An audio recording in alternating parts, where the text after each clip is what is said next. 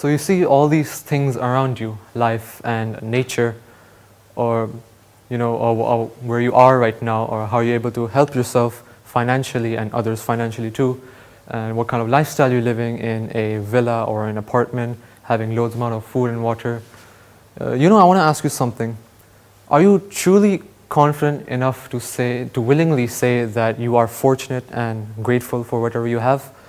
Or if so, I think you know it, but do you overly look upon your struggles and obstacles that make you not realize what you're capable of, or make you not realize that you have so many things in your home that benefits you personally and makes you not realize that it prepares you mentally as you progress on in the future? So there's beauty in life, but it's not always easy. There are problems there as well, and the challenge is to face them bravely. Let life's beauty act like a painkiller, and let life's beauty provide hope to make it bearable during these times. So now, happiness and sorrow, victory and defeat, day and night are just two sides of the same coin. Similarly, life is full of joy, pleasure, success, and comfort, punctuated by misery, defeat, failures, and problems. Now, there's no human being on earth who is strong, powerful, or wise, considering whether the human being is rich or not, and who has not experienced struggle, suffering, or failure. So, fellow friends and teachers, my name is Shahmeer Kashif Khan. I'm 15 years old, and here is my story. So, I was born with this problem I had to deal with throughout my childhood. Not to mention, other people in the world have been through far much worse, so I do consider myself fortunate. To begin with, I was born with this disability known as a clubfoot. It's my right leg, which is basically a 90 degrees turned foot, for those of you who do not know, whereas my left leg was completely normal and completely straight in form. Breaking it to you, I was actually unaware of this until I was about 4 to 5 years old. I want to discuss something about my childhood when I used to be miniature and minute.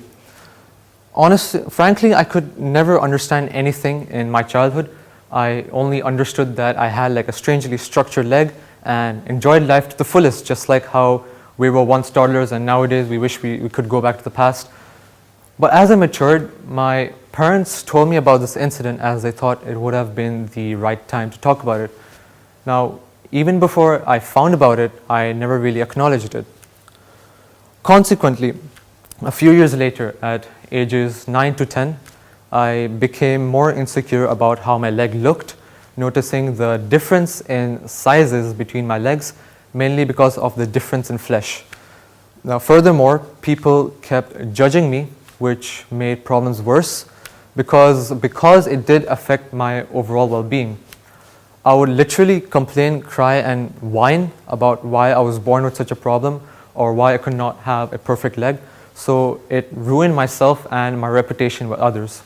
Overall, this led me to suffer from anxiety and depression, which was a very harsh and difficult problem to overcome. Now, I'm putting a little more emphasis on these two words because on one of these two words, I'm going to be thoroughly discussing about it as I progress on with my speech.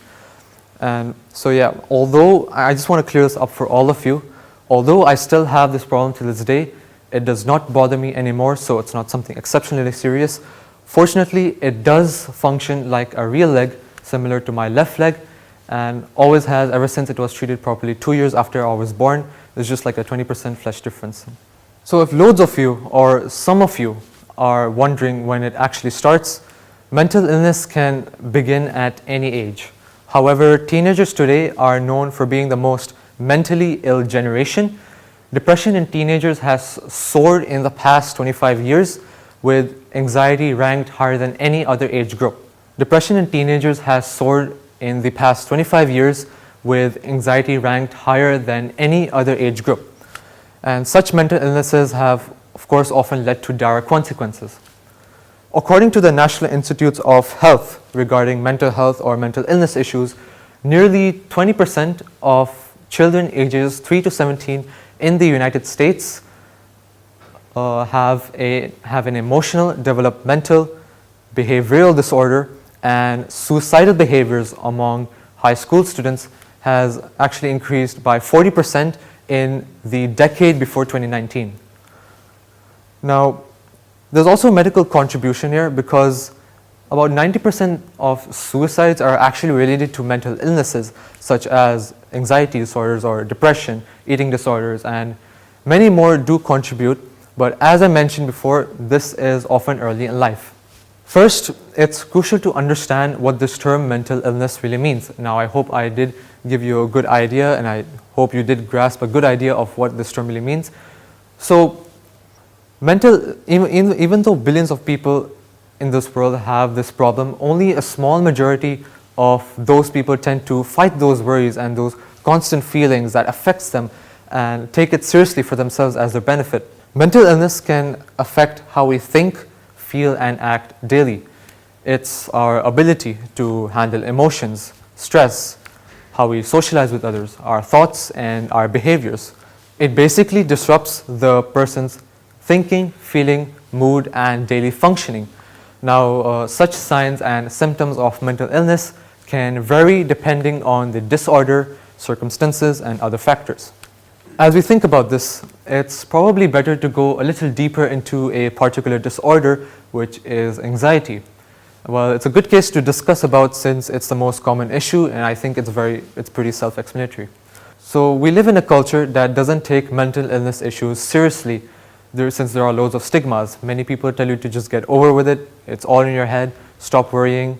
I want to emphasize that anxiety disorders are just as legitimate as physical conditions like diabetes. Let's think about a time when you were feeling really anxious, maybe a big test, a serious conversation you had with someone important to you, or when you're going through a job interview, depends on whatever moments of your life you felt really anxious about.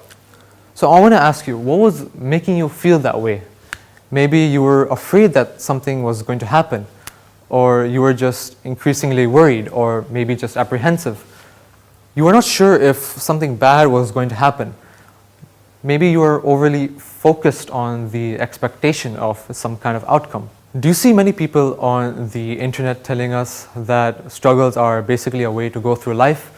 Well, yes, in the beginning of my talk, I did mention that struggles and obstacles that come into your life do prepare you mentally as you progress on.